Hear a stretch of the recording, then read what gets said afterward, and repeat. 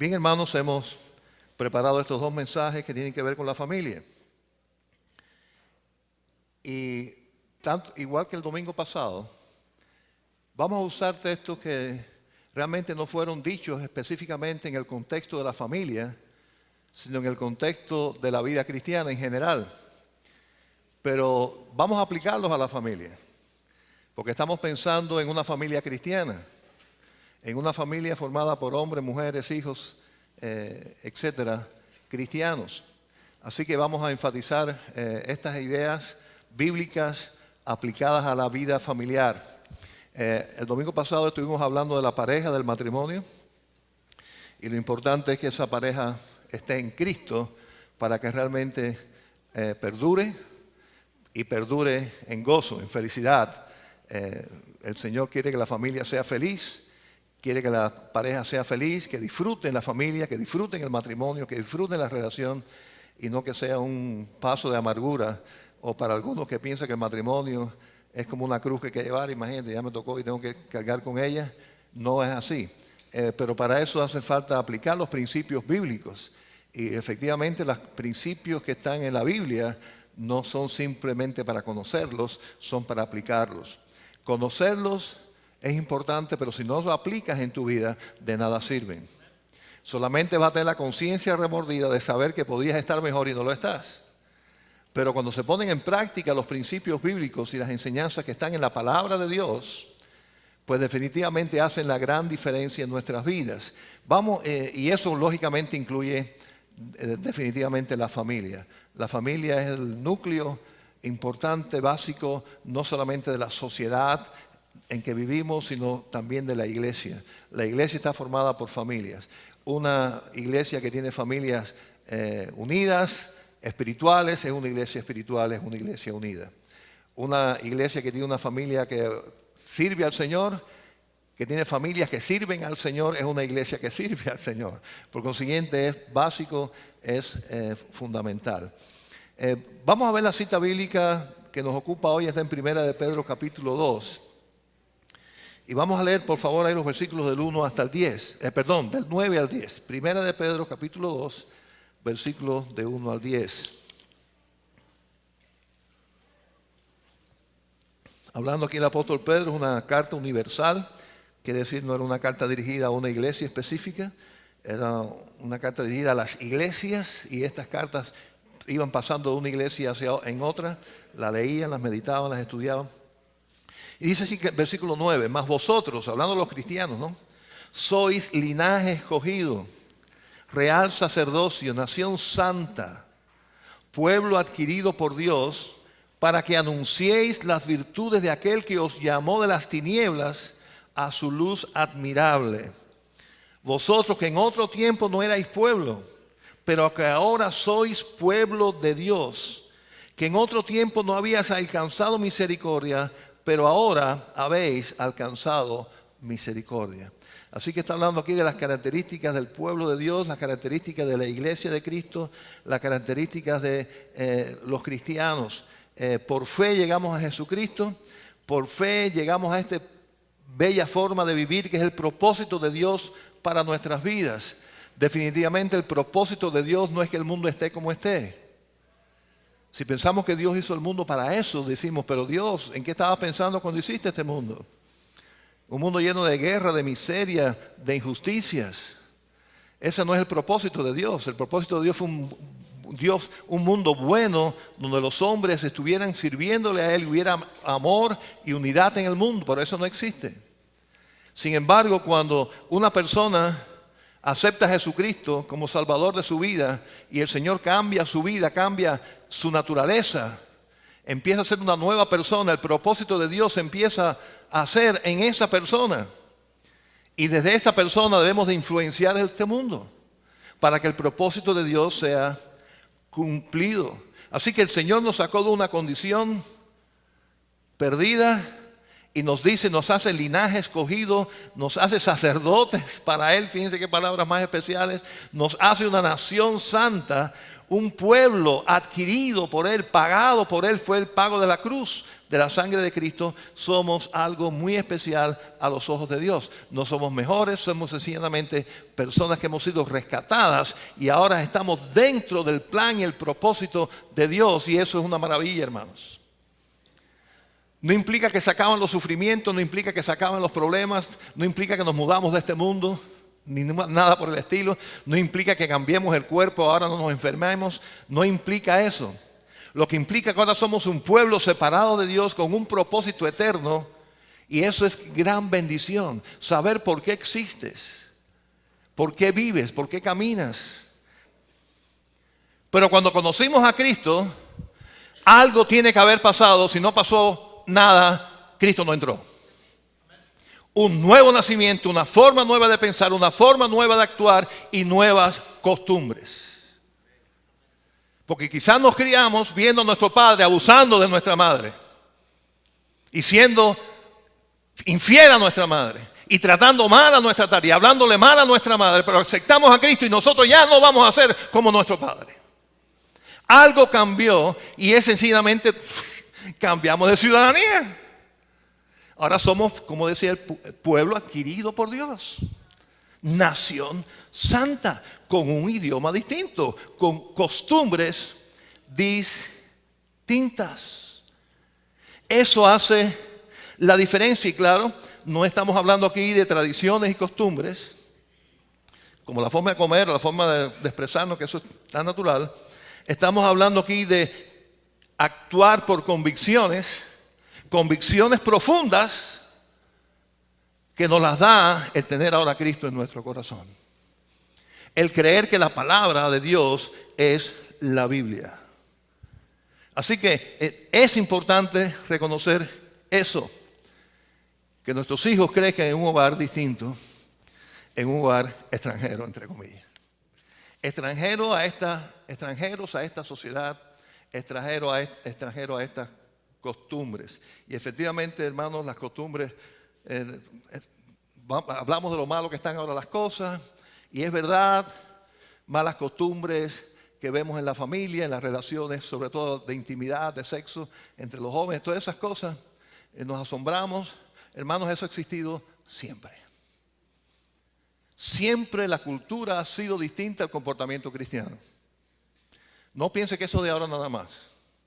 Y si no, piensen esto. ¿Creen ustedes que, por ejemplo, en el siglo XIX, aquí en Estados Unidos, estaban los cristianos, ¿verdad? Tú dices, ay, en esa época los cristianos están santos. Los cristianos no es como ahora que están en esa perversión y toda esa. Y en aquella época no existían esas cosas terribles que ahora existen. Bueno, en aquella época existían esclavos. Y habían cristianos esclavistas que se decían cristianos y eran esclavistas. ¿Sí o no? Sí. Así que no me digan ahora que el tiempo de antes era perfecto todo. Años 50 en este país de Estados Unidos. Para hablar de este país. En esa época sí los cristianos, ahí con los signos que cantaban y el fervor de la iglesia. No había esa cosa que hay ahora, todo ese reguero, toda esa cosa, aquello sí era puro. En esa época en este país había discriminación racial. Habían baños para morenos y baños para blancos. Y la iglesia participaba de ese pecado. Así que no me vengan con cuentos. Las cosas han estado mal y sí, quizás han empeorado. Pero no son nuevas.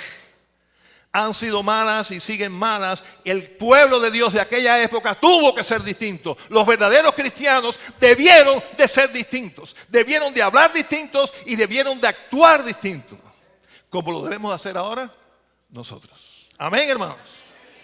Amén. Somos extranjeros. Y nuestro hogar debe reflejar eso. Hablar distinto, costumbres distintas. Pero no solamente usa, ahí es el versículo extranjero. ¿Qué otra palabra interesante usa? En el versículo 11. ¿Qué cosa? Además somos extranjeros. ¿Qué cosa? Peregrinos. Un extranjero es alguien que viene de otro lugar. Pero un peregrino es algo que va hacia otro lugar. Que el lugar donde está no es permanente. Un peregrino es alguien que está de paso.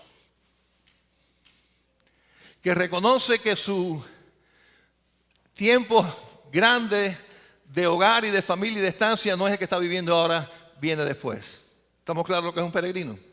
Es alguien que va de paso.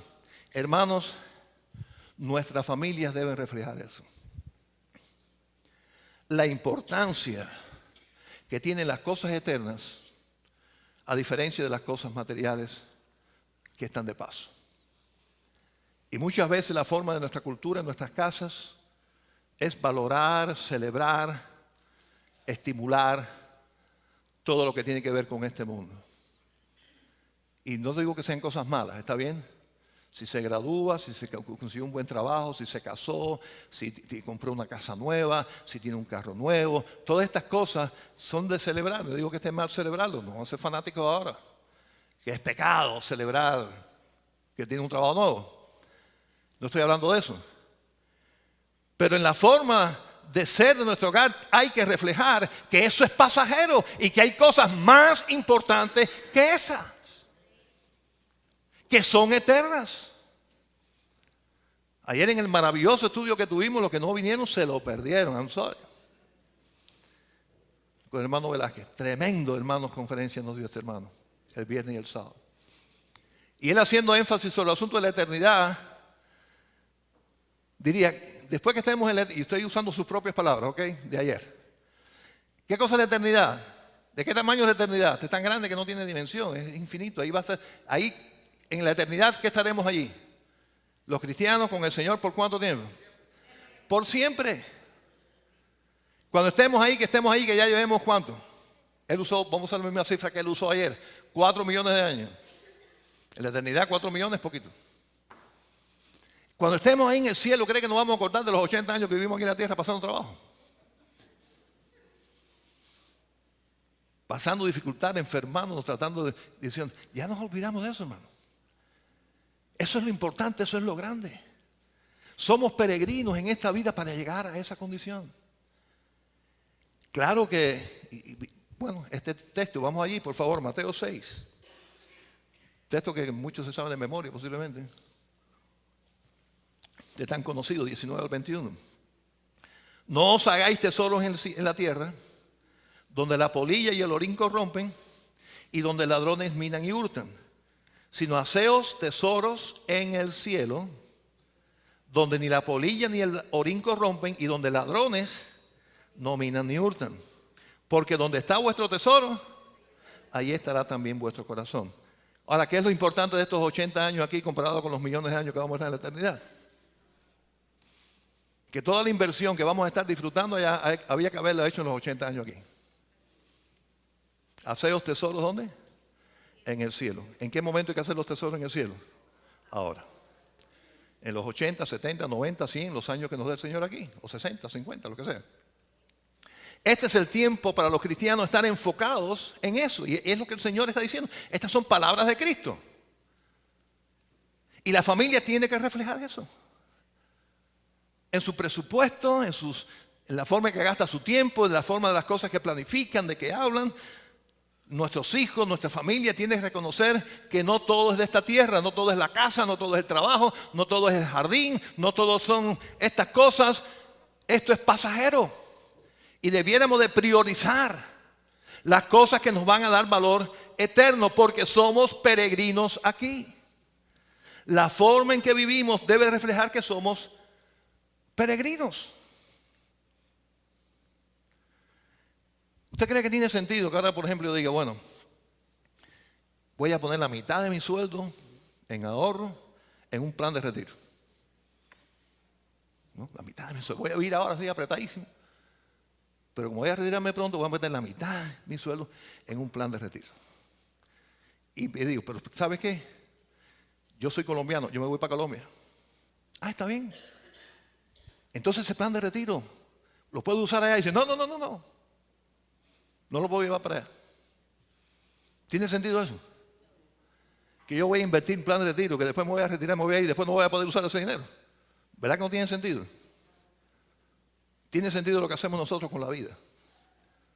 De invertir y invertir en algo que no podemos llevar nada. ¿Creen ustedes que tiene sentido Y de pronto digo, nos vamos a mudar para Nueva York. Vamos a ponerlo más lejito. Me voy a mudar para Honduras. Ay, pero ¿qué es eso de que para Honduras no puedo llevarme nada? Tengo que irme con la maleta en la mano. Y me voy en un mes. Y usted empieza a comprar un carro, empieza a gastar todo el dinero. Se compró una máquina de picar la hierba grandísima que le costó $1,000. Y oye, ¿tú estás invirtiendo? Sí, sí. ¿Y para qué? No, y me voy en un mes para Honduras. ¿Te lo puedes llevar? No. ¿Tiene sentido eso, hermano? Lo que tiene sentido es que venda todo, me vaya con el dinero para Honduras. Eso es lo que tiene sentido. No que empiece a gastar cosas que no me puedo llevar. ¿Me siguen? ¿Qué me puedo llevar conmigo para la eternidad, hermano? Todo lo que me pongan en la caja de muertos se va a podrir ahí. Esa gente diciendo que me entierren con mi anillo. Qué egoísta eres, mijo. Regálaselo a alguien, dáselo a alguien, déjaselo a una persona. No tiene sentido, se va a quedar, no lo va a poder disfrutar. ¿Qué tú quieres? Que no te puede llevar nada. Peregrinos son los que están claros en eso. Bueno, es que somos peregrinos, amén. Lo que podemos ser peregrinos sabios o peregrinos imprudentes. Gracias por decir una palabra. Iba a decir estúpido, pero está un poco fuerte. Pero es muy imprudente, ¿eh? Sabiendo que estamos de paso, gastarlo toda la energía aquí, todos los esfuerzos aquí, toda la aceleración en lo que hacemos aquí, todo lo que aplaudimos de nuestros hijos, lo que hacen de aquí. Y no enseñamos que somos cristianos, que estamos de paso, que somos extranjeros, que esta no es nuestra tierra y vamos hacia otro lugar. Y hermanos, esa enseñanza, ese principio, no es algo que se puede enseñar sentando a un hijo y decirle, somos peregrinos, somos extranjeros. Eso no funciona. La única forma en que eso funciona es que si ellos nos ven vivir como extranjeros y como peregrinos. Si ellos nos ven hablar el idioma de donde somos, del reino de Dios. Si ellos nos ven actuar, no conforme a la cultura de este mundo, sino a las enseñanzas éticas y morales de la Biblia. Cuando ellos nos ven actuar así, vivir así. Cuando ven que priorizamos las cosas del Señor y del reino de Dios que son eternas. Lo ven. Ven donde ponemos nuestro tiempo, nuestros esfuerzos, nuestro dinero. Cuando nos ven haciendo eso, dice, esta gente en mi familia, esta familia es en serio. Esta gente cree de verdad en el cielo. Porque si digo que creo en el cielo y todo lo gasto aquí, yo digo, bueno, pongo en duda. Está diciendo, bueno, por si acaso me voy a gastar aquí, porque si no existe el cielo, por lo menos ya gocé aquí. ¿No? Pero cuando actuamos así, nuestros hijos, nuestras veces, dice, esta gente tiene fe, esta gente cree, esta gente actúa. Es la familia que vive estas cosas. Ahora, va más allá, porque no se trata solamente de un comportamiento externo, la forma en que hablamos o la forma en que actuamos. Tiene que ver con algo más profundo, y es lo que viene ahora, los versículos 11 y 12 en la primera parte.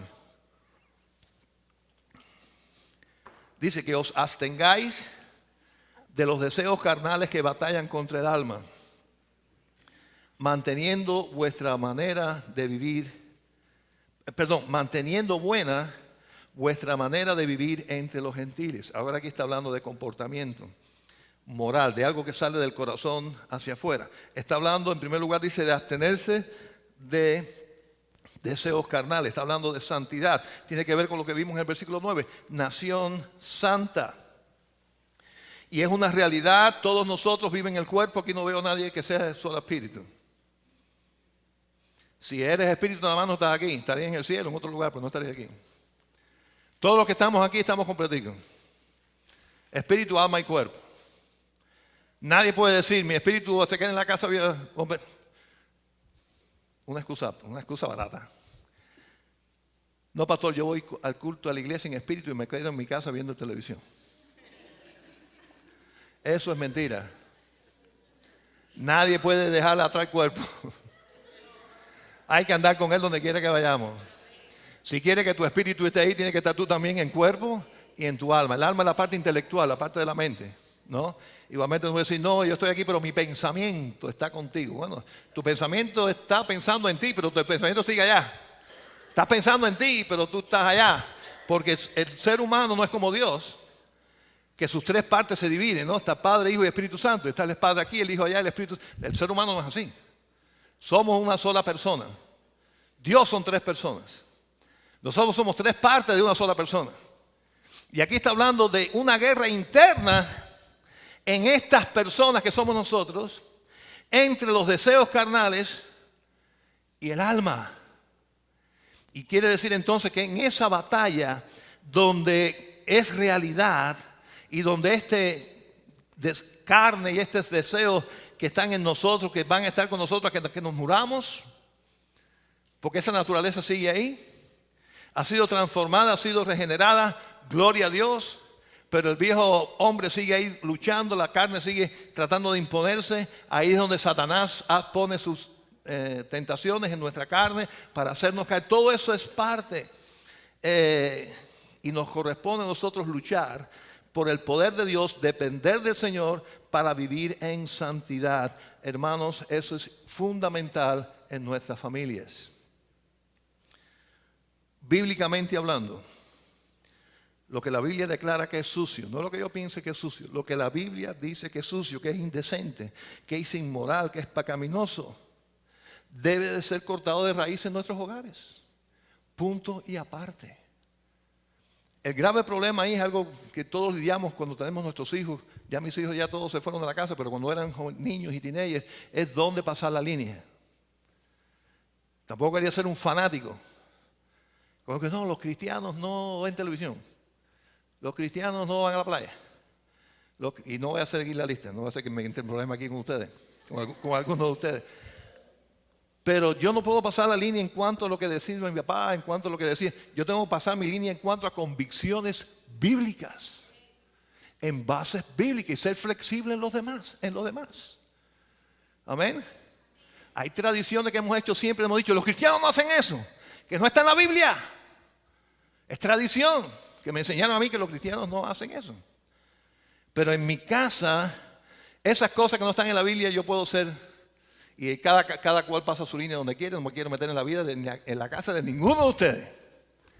Pero en mi casa, la línea estaba bien definida. Y de aquí para acá hicimos muchas cosas que quizás para algunos dicen, ay, los cristianos eso. ¿Y eso qué es el pastor? A mí eso no me interesaba, con todo respeto de ustedes. A mí lo que me interesaba era que estuviera palabra de Dios. Pero en mi hogar se sabía que había una línea que es faltar a lo que la palabra del Señor enseña que es pecado. Intransigente. Primero con mi vida, porque no voy a decirle a mis hijos que hagan lo que no hago. Ellos tienen que ver en mí que yo me he limitado mi comportamiento en obedecer al Señor en todo.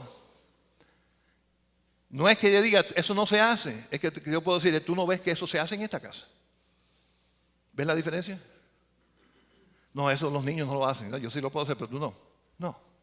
En esta casa eso no se hace y yo soy el primero que yo mismo he pasado esas líneas porque yo quiero ser santo, agradable a Dios y en esta casa el diablo no va a ganar. Eso tiene que ver con el comportamiento, tiene que ver por lo que se escucha en la casa, tiene que ver con lo que se ve en la casa. Y ahora sí, los tiempos como ahora sí no se pueden comparar a ningún tiempo. Lo que se ve en Netflix, lo que se ve en la internet, en los cables de televisión, todo eso. Si no somos celosos en eso, hermanos, tenemos la batalla perdida. En este mundo que estamos viviendo, somos extranjeros y somos peregrinos. ¿Me copian? Y los extranjeros en general no son bien recibidos. Y cada vez que cosa yo la veo un poco peor. Se molestan, te oyen hablando español y ya te miran. Esta gente hablando español aquí. No somos 100% bienvenidos. Y ese paso hay que tragarlo. Que nos miren así, que nos sean. Esta gente son distintas. Somos distintos, somos peregrinos, somos un pueblo separado por Dios. Y la familia tiene que ser ese reflejo de eso. Bien importante. La corriente de este mundo no nos puede llevar. Oye, es que ir contra la corriente es difícil, es súper difícil. Dígamelo a mí. Que uno de los problemas que tienen los que conocimos a cristianos siendo chiquitos y que quisimos seguir a Cristo, es que siempre fuimos un bicho raro donde quiera que fuimos. Oye, todo el mundo hace esto menos el bobo ese. A mí me dijeron, casi amigos míos, oye, todo el mundo pensaba que tú eras homosexual. Sí, ¿por qué? Pues no soy tan bonito ni nada, pero en aquella época tenía mis 15, ¿no? Oye, porque fulanita está para ti 100%, aquella otra al 80%. Nada más que tiene que hacer un empujoncito y va a caer como una manzanita aquí. Esa es la sociedad. Esos son los amigos. ¿Sí o no? Y tú tienes que ser distinto. Si eres cristiano. Si decides reconocer que tú eres extranjero en esta tierra. Te van a decir bobo, te van a decir anormal, te van a confundir, van a creer que tú eres esto, eres aquello. A mí eso no me interesa. Porque ante todo, respondo a mi Señor. Pertenezco al reino de Cristo. Claro que es difícil, no es requete contra, súper dificilísimo. Y tengo que reconocer que por momentos la corriente me arrastró y ya yo me iba, ay, gracias a Dios, de pronto, ¿qué hago yo aquí? No, pero si yo soy distinto, espérate. Y me pasó, y estoy seguro que le va a pasar a usted y a sus hijos, ¿sí o no? Porque nadie es Superman. Somos débiles en la carne, tenemos que luchar con esto, pero aquí estoy hablando de que nos está diciendo que nos abstengamos de ser carnales, tenemos que mantener los ojos puestos en Cristo, tenemos que mantenernos y seguir ese camino precioso porque trae bendición a la larga, hermanos. Resultó ser la mejor decisión de mi vida. Si vuelvo atrás, lo único que trato de hacer es tratar de ser un poco mejor y no ser mejor de como fui. No peor, nunca. Todas las personas, 100%, escuchen esto, todas las personas que he conocido que sinceramente han aceptado a Jesucristo y el Señor ha cambiado sus vidas, sinceramente jamás he visto a alguien que me ha dicho, pero tú sabes qué, que mejor es como estaba antes. Estoy por ver el primero. Y cuando digo como estaba antes, incluye su matrimonio, su relación con los hijos, la parte física, la parte emocional. ¿Y para qué hablar de la parte espiritual? Porque espiritualmente estábamos totalmente muertos. No había relación con Dios ninguna, cero. No sabíamos lo que era la oración. No sabíamos lo que era alabar al Señor en espíritu y en verdad. No sabíamos lo que es sentir el gozo de estar sirviendo al Señor. Cero, muertos, muertos, espiritualmente hablando. Y ahora en Cristo tengo vida, puedo orar. Entiendo la Biblia, el Señor me habla.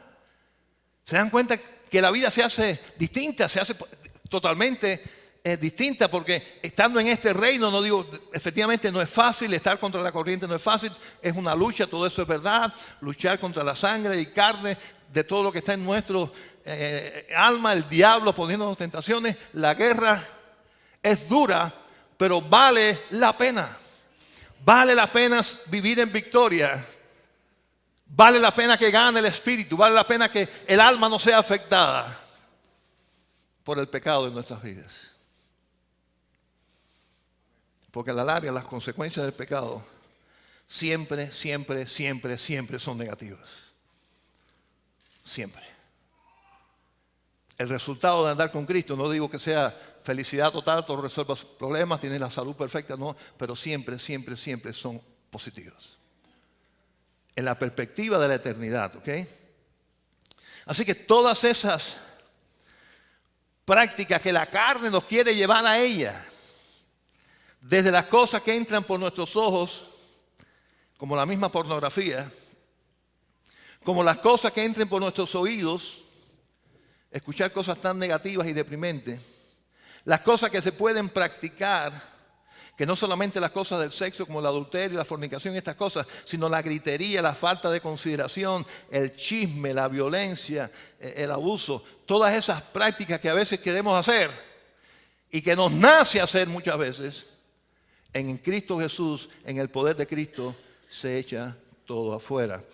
Y hay bendición, porque hay victoria en el Espíritu. Y hacer esto, hermanos, y la profilaxia de eso empieza con nuestra mente. ¿Ok? Quiere decir, hay que tomar la medicina antes de que llegue la enfermedad.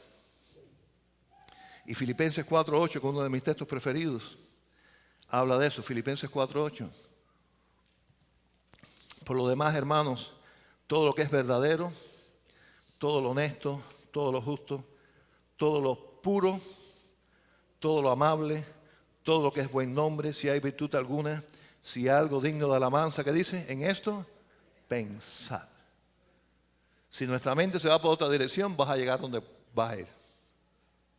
Si va por la dirección del sexo, si va a la dirección de cualquier cosa, del deseo de grandeza, del dinero, cualquier cosa, si se nos va por esa onda, el comportamiento va a responder a eso. La mente nos va a llevar a la acción y la acción nos va a llevar al desastre. Al desastre de nuestras vidas. Y ay, pero usted es tan negativo. Bueno, mire el periódico un poquito, lea las noticias, vaya al internet a ver cómo anda el mundo y usted me va a decir a mí que las cosas andan bien. Usted me va a decir a mí. Mire el porciento de divorcio, mire el porciento de madres solteras, mire el porciento de hijos creciendo sin padres, mírelo cómo está el mundo y después tú me vas a decir a mí que las cosas andan bien. Que ir por esa corriente me va a llegar a un buen camino. No es así. Dios no se equivoque, si Dios quiere que seamos así es porque tiene algo bueno. Está hablando de una buena manera de vivir, pero bueno según Dios. Y me llama la atención, ahí en el versículo 12, cuando dice manteniendo, ¿verdad? Manteniendo buena vuestra manera de vivir. Es algo que hay que mantener, que no es fácil. Las cosas por corto plazo es facilísimo. Una semanita de dieta es fácil. Oye, pero mantenerte ahí un sistema de alimentación adecuado por toda tu vida, eso sí es difícil. Y aquí en la parte espiritual no está hablando de una semanita. Está hablando de un estilo de vida. Mantener buena tu forma de vivir. No es ocasional, es algo constante. Y la única forma de lograrlo es en el poder de Jesucristo. Y contamos con Él, que es lo más importante. No se trata, ¿usted ha visto los boxeadores? ¿Verdad? En la campana siente este tipo, oye, ahora sabe, va para allá, dale con la izquierda, dale con la derecha, dale por aquí, y el tipo sale y sale, ¿no? En la vida cristiana se parece, pero no es así. Cuando salimos a la batalla, Él va conmigo a fajarse conmigo. Porque ahí el entrenador te dice, arranca y que te den los golpes a ti. Después, si te asalva, yo te en el próximo campanazo vengo otra vez que te echo fresquito y vuelvo a decirte otra vez, dale por la izquierda, dale por la derecha. Y tú dirás, mi hijo, pero que recibiendo los golpes soy yo. Con el Señor no es así. En oración está a mi lado, Él me anima, aprendo cómo es la cosa de la vida cristiana. Tiene que decirle que no a esto, tiene que cerrar aquello, tienes que dejar de mirar aquello, tienes que dejar de pensar en esas cosas, concéntrate en mí. Él me habla y después me dice, y ahora si te mando solo vas a acabar contigo. Voy contigo. Y el Espíritu Santo de Dios está con el cristiano, amén. Está con nosotros. El Señor no nos abandona. Me seréis testigos, ¿verdad? Id por todo el mundo, pero después dice, yo voy con ustedes, yo estaré contigo. No estamos solos. Por eso la oración es tan importante en la vida del cristiano. El estar conectados con Dios en la meditación de su palabra. Ayer el hermano habló de esto maravillosamente en la conferencia. No se trata de un momento de emoción. Bueno, eso lo hemos dicho muchas veces en la iglesia. No se trata de qué yo siento, no, se trata de palabra de Dios en blanco y negro. Y en la conferencia ayer yo tuve una intervención y fue lo que dije, para confirmar lo que él estaba diciendo. Y le dije, pastor, en las cosas externas que podemos experimentar, Satanás puede meter la mano y confundirnos. Yo puedo decirle, Señor, si tú quieres que vayamos a Nicaragua, que ahora cuando salga de ahí vea un nicaragüense pasar por delante de mí. Yo puedo hacer eso, ¿verdad? Y yo salir y Satanás mandarme un nicaragüense y ver el nicaragüense. Y mandarme para Nicaragua cuando él quería que no fuera. ¿Me siguen? Las experiencias emotivas externas, Satanás puede meter la mano ahí y confundirnos. Pero Él no puede meter la mano en la palabra de Dios porque esto ya está escrito, ya está aquí. Por consiguiente, cuando tengo dudas si tengo que ir a Nicaragua o si tengo que hacer esto o aquello, yo voy en oración a buscar la palabra de Dios. Y por ahí me voy. Independientemente de que vivo o no en nicaragüense cuando salí de mi casa.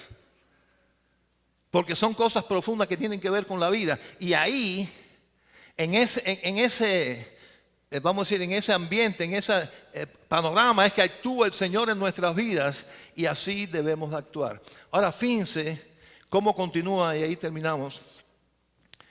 Parte importantísima de lo que es el cristiano y de lo que tiene que ser el hogar. En el versículo 12, la primera parte que ya leímos decía, manteniendo buena vuestra manera de vivir entre los gentiles. Así que es testimonio. Y continúa en la segunda parte.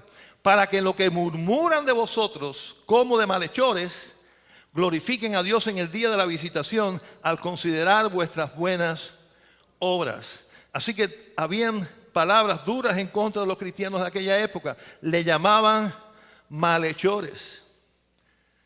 Yo no sé si ahora cómo llaman a nosotros. Yo no creo que nos llamen malhechores. Pero yo he escuchado que nos llaman ignorantes, que nos llaman fanáticos, culteros, extremistas, aleluya, que no saben lo que están haciendo.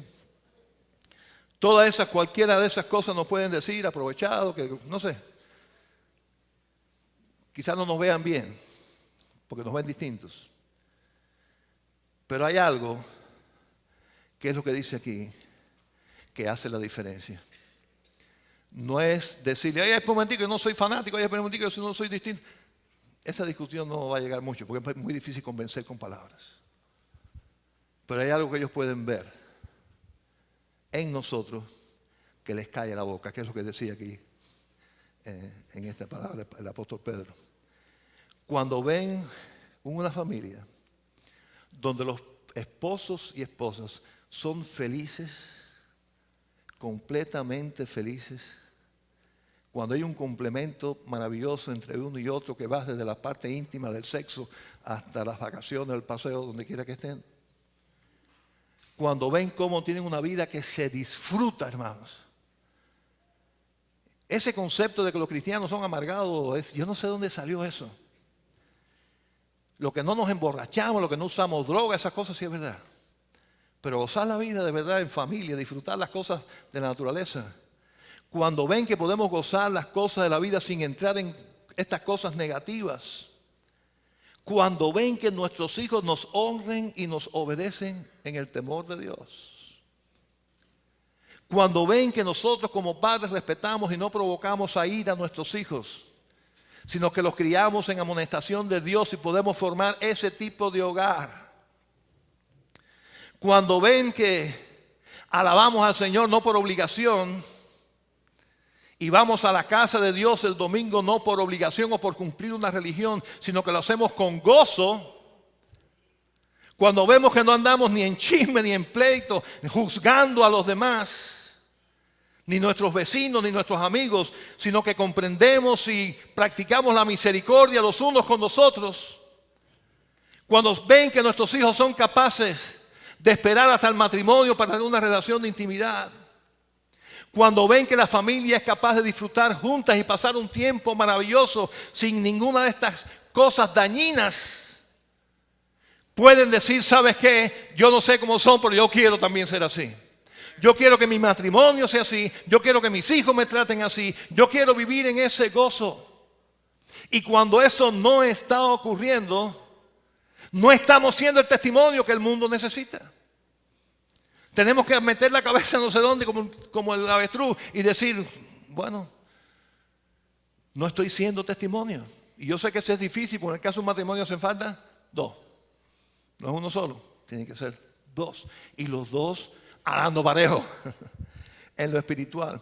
Pero cuando eso ocurre, entonces los que mismos nos critican y se burlaban, tienen que decir, esas personas son una bendición. Son una bendición para el vecindario, son una bendición para todos, son una bendición para nosotros. Porque mira que nos hemos burlado de ellos, pero ellos nos tratan con amor. Mira la forma y el estilo de vida que ellos tienen que yo quisiera tener y no sé cómo llegar ahí. Es la forma en que la familia de Cristo que la familia cristiana, perdón, que el hogar cristiano tiene que vivir en esta sociedad. No dejándose arrastrar por ella, sino haciendo la diferencia en ella.